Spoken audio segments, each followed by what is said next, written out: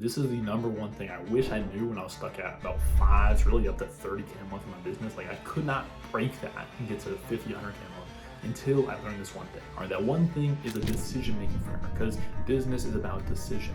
You look at all these top companies run by like Elon Musk, for example. He's not doing a lot of like grunt work. He's making decisions, strategic decisions in the business. Where should we put all of our effort and resources to move the needle? That's what you have to do as well. So I'm gonna break down what that actually looks like, what that actually means, how you can apply this to your business, actually grow from 5, 10, 15, 20, 30 to 50 and 100K a month in your business. I can only speak about that because I've done it. I've built a business to 110K a month. So I'm gonna share what I've learned along the way. So without further ado, I'm gonna go ahead, dive into my computer and show you like the magic behind this decision-making framework. So I'll see you there. Hey, what is up? What is up? We're in my computer. So here's my sales tracker right here. The big concept you need to understand is to make data-driven decisions. The only thing that's going to move the needle is data-driven decisions. What is the market telling you? What are your prospects? What are your clients telling you? It's the only way you can move the needle is making decisions based off data, statistics, things that are concrete, set in stone, not your gut, not your emotions, not the way you feel. Oh, well, I think this is probably gonna work. I feel like this would work. No. Like when you do this, like the decisions that you make are like, they're supported by scientific mathematical evidence that are undeniable. And so that is how you reliably and consistently move the needle and progress and grow your business. So for example, you're looking at my sales track right here. This is where we track, all the sales metrics. How this works, we have this table right here that tracks a bunch of data and metrics. For example, it is, what is it? I think May 11th today. So let's say we have, 5 calls. Let's put some data in here. Jimmy, John, we have Batman, we have Robin, we have The Rock.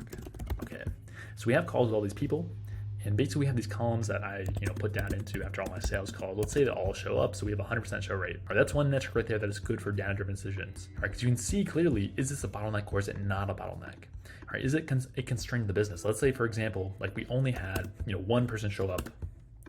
And this would not be a good sample size, by the way, but just for simplicity's sake, let's say we only had a 20% show rate over a big, like a 30-person sample size. That's a huge red flag. We can see based on data that the show rate is not working. Our show system is not working to get people to show up to the calls once they book call. All right, so that's an example right there. That's why data-driven decisions are so important. Or sometimes though, what can happen, let's say, we have obviously a larger sample size over the month. Then we have a streak of 5 people that don't show up in a row. But the 25 people before that all showed up. When you make emotional decisions, like you'll have this feeling like, oh my gosh, 5 people just didn't show up. Like what is going on? Is the system broken? Like I need to change everything. Like I need to send them 10 times more reminders. I need to do X, Y, and Z. You make emotional gut decisions, feeling decisions. You don't want to do that because it's not based on metrics and data. Or if 5 people in a row don't show up, it could just be the distribution of data. It could just be regression to the mean. That's a principle in statistics of basically over, I don't know the technical definition, but basically over a large enough sample size, the regression to the mean shows itself. So if I only have 5 calls, this is all I'm looking at. It's 5 people don't show up. This doesn't tell a story. What tells a story is like 100 call sample size. If I have 5 people in a row that don't show up, it's not a big deal if the other 90 people out of 100 showed up. That's a great show rate. So you need to understand statistics and regression to the mean and sample size, or else you can't make good decisions. Or you want to track this as well so it's crystal clear, so you can look at it on paper. Because if you don't track this stuff and you just have 5 no-shows in a row, it's gonna feel like you're gonna feel frustrated. You're gonna feel stressed out. Wait, is it broken now? Is it not working? Because you don't have it all recorded in front of you where you can look at it objectively. You're just thinking, oh, holy crap, it's broken. I need to fix something. All right, same thing with close rate. I've had streaks where I literally didn't close 10 people in a row. And I have a column here for emotions. So I'll know my emotions well. So if I'm 10 calls in, I'm feeling frustrated. I'll put frustrated here. And I can look at this. I can look at the data. I'm okay, well, I know before this, I literally had 4 closes in a row, and now I just had 10 no's in a row. What's happening here is just statistics, just distribution of data. It's not a big deal. Let me wait it out. One of my most one of the easiest decisions I make is just okay, well, let the data play out. Let's just wait. Let's change nothing and just wait. And I wait 1 more week, and then all of a sudden I close a bunch of deals. I have some follow-up deals that come through, and the data looks beautiful. The close rate looks amazing. And so that's one of my best decision-making frames, is just wait and get more data. Because there's going to be streaks. It always seems like there's streaks in business, which is kind of weird. I'll go on a streak where I close 5 people in a row, and I'll go on a streak when I don't close 8 people in a row. And so it's very streaky. It's just how data works. All right, it's if you know the paradox of when you flip a coin, technically there should be a 50-50 chance of it landing on heads or it landing on tails. But how it actually happens, it's not going to be perfect where it's okay, flip it, it's heads, flip it, it's tails, flip it, it's heads, flip it, it's tails. It doesn't work like that.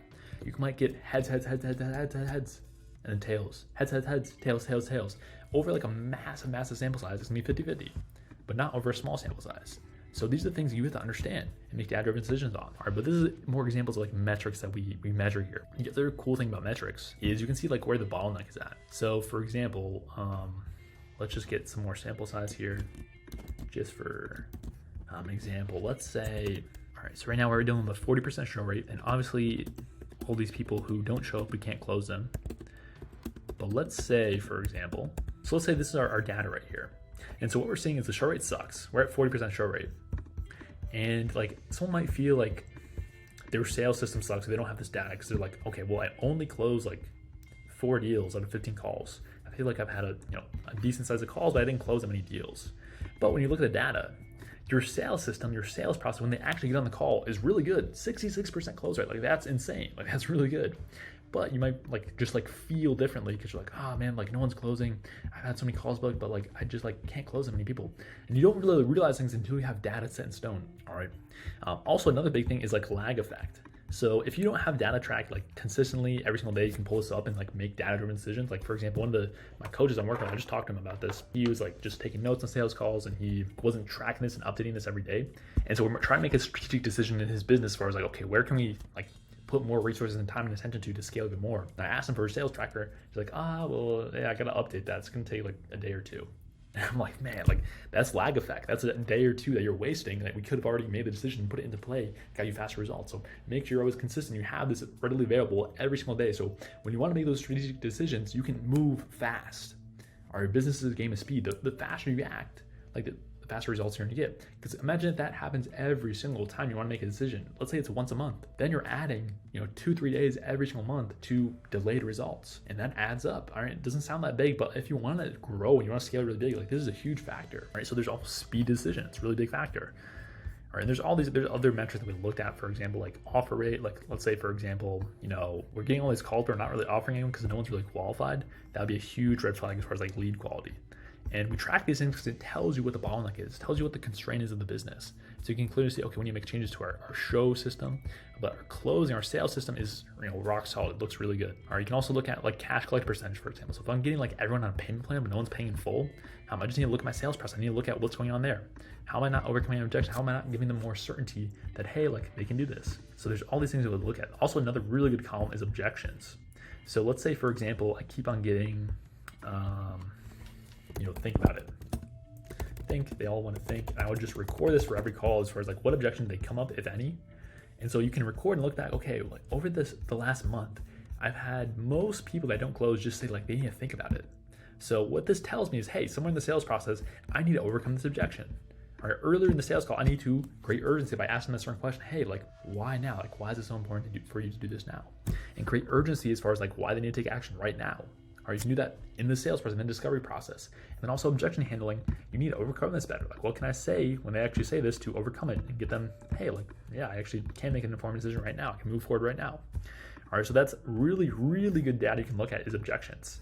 If you don't have this in front of you, don't have a sheet like this, like it's hard to see things. You have to flip through all your sales notes. Like, okay, let me flip through, okay, let me record, okay, tally one for this guy said this, tally one there. It takes forever. All right, that's why I love this sheet, because it gives you speed and decision making. Like within like 2 seconds, you can see everything going on. I'm just kind of ranting now, but big picture, how you want to apply this is you need to get sheets like this to track every system in your business. So this is a sales system, for example. You want to have one of these sheets for your lead generation as well, for client results. Like you want to have these sheets everywhere, so you're tracking metrics. You know exactly what's going on in your business. All right, this will keep you so much more organized. And really, big picture, the big thing is lead to data-driven decisions to move your business forward literally 10 times faster, like 100 times faster than just making random like gut decisions. All right, so I hope this video helps. I just kind of transparently shared like my sales tracker right here, so, like the template version, obviously. But yeah, if you are a coach, you want to work together one-on-one, set up all these systems in your business to get clients consistently, easily, predictably every single month, then click the link below. I've been offered for you, so click the link if you're interested. If not, no worries, you're amazing. Peace. I'll see you in the next one.